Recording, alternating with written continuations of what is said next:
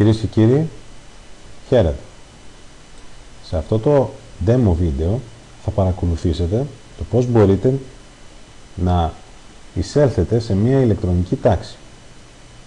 Συγκεκριμένα σε μια ηλεκτρονική τάξη της MS Access, η οποία θα είναι είτε demo, είτε με τη μορφή support, είτε με τη μορφή ηλεκτρονικής εκμάθησης κάποιων επίπεδου της MS Access. Και στις τρεις περιπτώσεις είναι η ίδια διαδικασία. Θα έχετε λάβει ένα email, το οποίο email θα είναι της μορφής αυτής.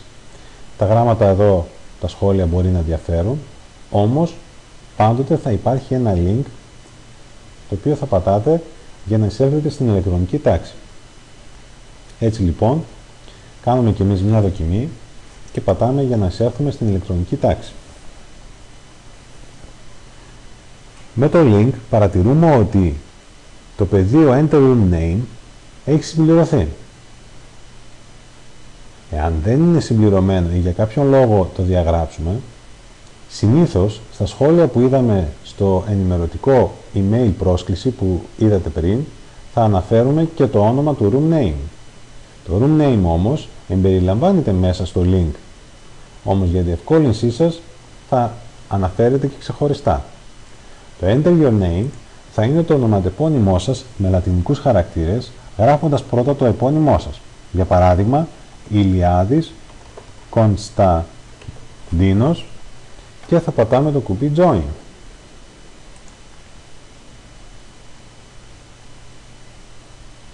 Το σύστημα θα κάνει έναν έλεγχο και εφόσον και στις τρεις περιπτώσεις έχουμε νη, δηλαδή είναι όλα εντάξει, έχει τις απαραίτητες λοιπόν προϋποθέσεις ο ηλεκτρονικός υπολογιστής από άποψη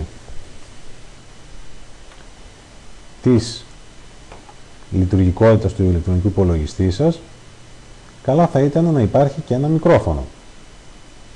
Θα μπούμε λοιπόν στην ηλεκτρονική τάξη και έχοντας και το μικρόφωνο που ανέφερα, θα μπορούμε να συνομιλούμε και έτσι να έχουμε μια διαδραστική συμμετοχή στην ηλεκτρονική τάξη.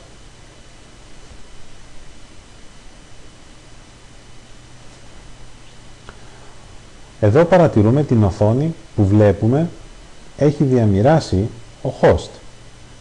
Ο host δεν είναι απαραίτητα και εισηγητής. Host είναι ουσιαστικά ο administrator της ηλεκτρονικής τάξης, δηλαδή αυτός που διαχειρίζεται την ηλεκτρονική τάξη και έχει τα δικαιώματα να την κλείσει, να μοιράσει σε άλλους το δικαίωμα της εισήγησης, να γίνουν δηλαδή εισηγητές, και φυσικά να δώσει το μικρόφωνο σε όσους έχουν φυσικά τον εξοπλισμό του μικροφόνου στον υπολογιστή τους, τη δυνατότητα να συνομιλήσουν και να εισακουστούν από όλους τους συμμετέχοντες της ηλεκτρονικής τάξης.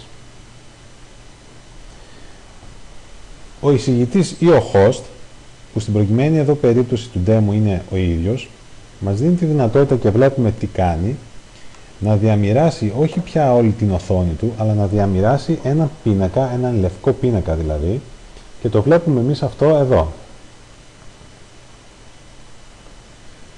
Στον πίνακα αυτό, εφόσον δούμε ότι εδώ το κλειδί είναι ξεκλείδωτο, η κλειδαριά αυτή, μας δίνει τη δυνατότητα να γράψουμε κάποιο κείμενο. Πατώντας παράδειγμα το α, μπορούμε εδώ πέρα να γράψουμε το δικό μας κείμενο. Και να γράψουμε εδώ στην προηγουμένη περίπτωση δοκιμή. Αυτό που γράψαμε φαίνεται σε όλους τους ηλεκτρονικούς υπολογιστές που συμμετέχουν στην ηλεκτρονική τάξη. Ο πιο σωστός τρόπος επικοινωνίας με τους υπόλοιπους, εκτός από το μικρόφωνο που θα δούμε πώς θα μπορεί κάποιος να το χρησιμοποιήσει, είναι να πατήσουμε το Show Chat. Με το Show Chat παρατηρούμε ότι έχουμε τη δυνατότητα εδώ κάτω να γράψουμε ένα κείμενο. Το κείμενο που γράφουμε εδώ πέρα φαίνεται σε όλους τους συμμετέχοντες. Εάν θέλουμε όμως να στείλουμε ένα μήνυμα που να μην φαίνεται σε όλους, τότε επιλέγοντας τον συμμετέχοντα και φυσικά εδώ είμαστε εμείς, επομένως όχι στον εαυτό μας. Ας πούμε παράδειγμα στον host, στον διαχειριστή δηλαδή, κάνουμε κλικ στο συννεφάκι και κάνουμε μετά κλικ στο chat privately. Αυτομάτως κάτω αριστερά θα δείτε ότι υπάρχει το ίδιο ορθογώνιο τετραγωνάκι όπως και είδαμε εδώ δεξιά. Αριστερά λοιπόν εδώ κάτω θα γράψουμε παρακαλώ δώστε μου το μικρόφωνο.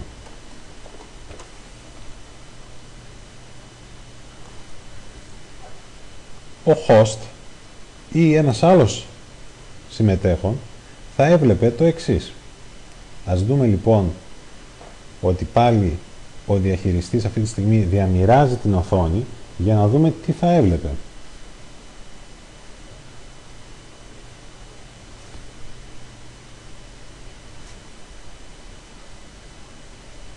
Βλέπουμε λοιπόν ότι ο host βλέπει το μήνυμα που έχουμε στείλει σε αυτόν. Ο συγκεκριμένα ο host θα δώσει λοιπόν τη δυνατότητα σε εμάς, κάνοντας κλικ εδώ και δίνοντας το Assign Microphone, τη δυνατότητα να μπορούμε να μιλήσουμε. Βγαίνει όμως ένα παράθυρο. Το παράθυρο αυτό είναι θέμα ασφάλειας, με το οποίο ζητάει το σύστημα την πρόσβαση στην κάμερα ή στο μικρόφωνο.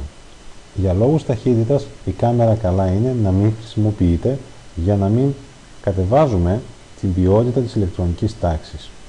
Εδώ θα δώσουμε ένα allow, το οποίο δεν το... και μπορούμε πια να μιλάμε και να ακουγόμαστε. Όμως δεν ακουγόμαστε ακόμα.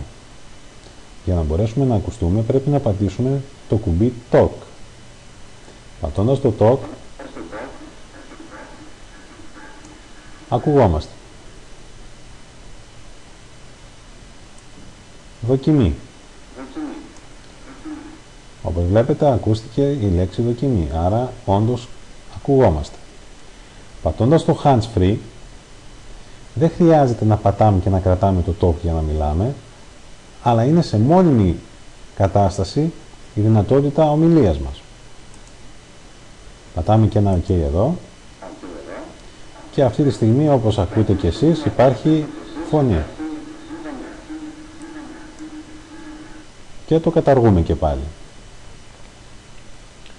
Αυτή λοιπόν είναι η δυνατότητα σε πρώτο στάδιο και ίσως αυτά είναι τα μόνα απαραίτητα που χρειαζόμαστε.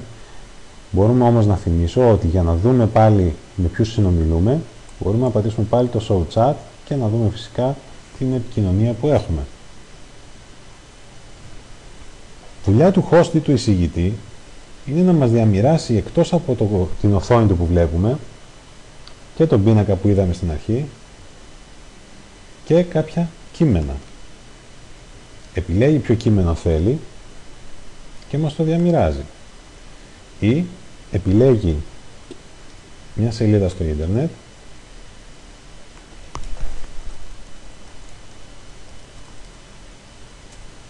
και διαμοιράζεται. Επομένως, εμείς αυτό που βλέπουμε είναι μια σελίδα στο ίντερνετ.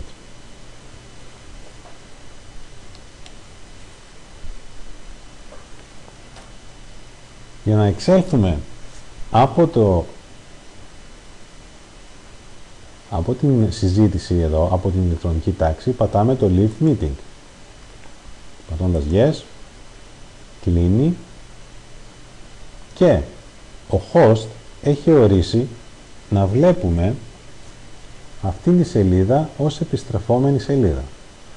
Δεν είναι απαραίτητο να βλέπουμε πάντοτε την ίδια σελίδα. Μπορεί να δούμε κάποια άλλη. Εξαρτάται λοιπόν από τον host και όχι φυσικά από τον εισηγητή. Ο host, είπαμε, είναι ο administrator.